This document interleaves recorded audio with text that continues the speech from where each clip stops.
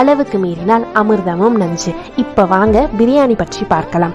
பிரியாணியில் நன்மையும் இருக்கிறது, தீமையும் இருக்கிறது. நாம் நன்மையை பற்றி காணலாம். பிரியாணியில் சிக்கன், பல்வேறு மசாலா பொருட்கள், புதினா, இஞ்சி, பூண்டு, கொத்தமல்லி போன்ற மருத்துவ குணங்கள் நிறைந்த பல பொருட்கள் அடங்கியுள்ளன.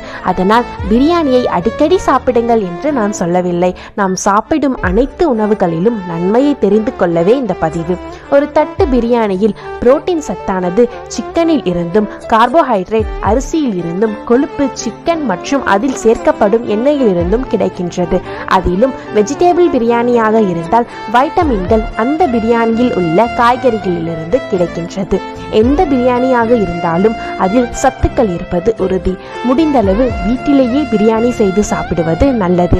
பிரியாணியை சாப்பிட பிறகு மூலிகை தேநீர் அல்லது எலுமிச்சை தேநீர் குடிப்பது நல்லது. எனவே சாப்பிடும் முன் அதன் நன்மையையும்